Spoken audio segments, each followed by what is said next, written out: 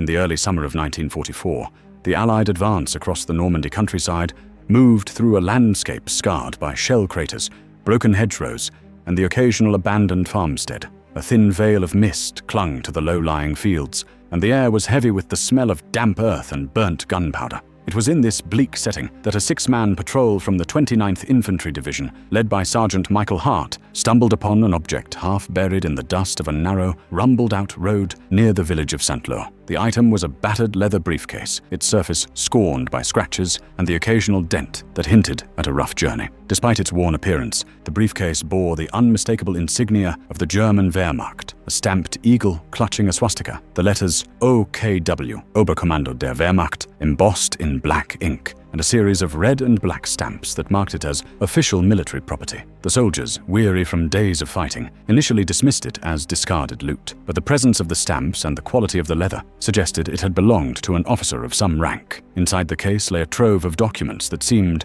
at first glance, to be a priceless intelligence windfall. There were folded topographic maps of the surrounding region, annotated with red circles and arrows that indicated German defensive positions along the Wehr River, a set of handwritten letters addressed to a Major Klaus Richter, detailed troop movements and supply routes, while a thin booklet contained cipher tables and what appeared to be a partial codebook. The most unsettling discovery, however, was a small, neatly machined metal box concealed within a false bottom of the briefcase. Its exterior was unmarked, but a faint click could be heard when the lid was pressed, suggesting a hidden mechanism. Sergeant Hart, aware that any such find could turn the tide of the campaign, ordered the briefcase to be secured and taken to the regiment's forward command post. The patrol wrapped the case in a canvas sack, reinforced with a piece of scrap metal for added protection, and set off toward the temporary headquarters, set up in a battered farmhouse a few miles away. The journey was tense. Every rustle of leaves or distant artillery burst made the men glance nervously at the sack, as if the very act of carrying it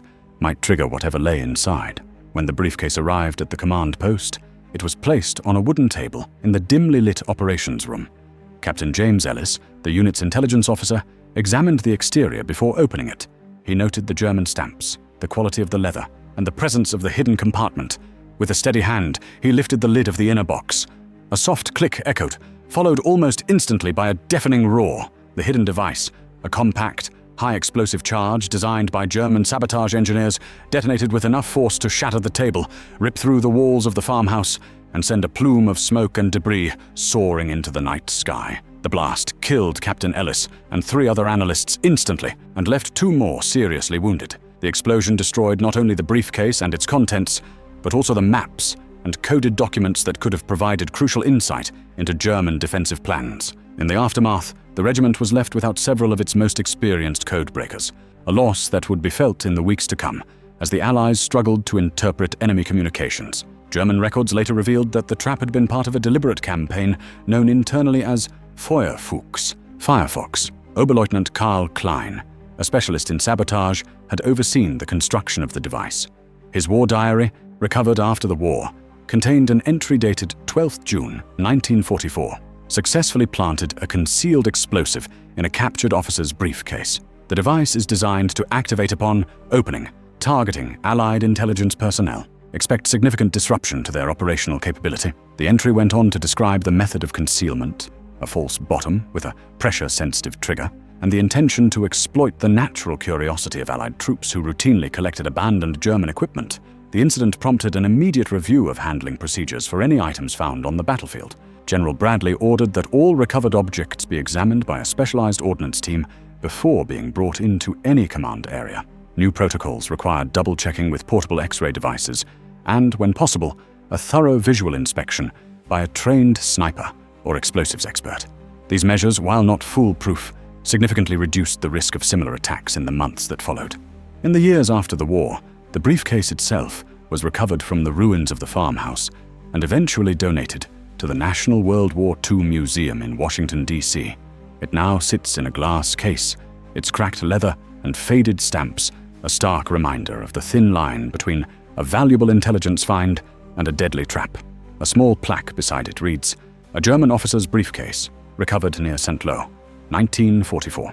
Inside, a concealed explosive claimed the lives of 4 Allied intelligence officers.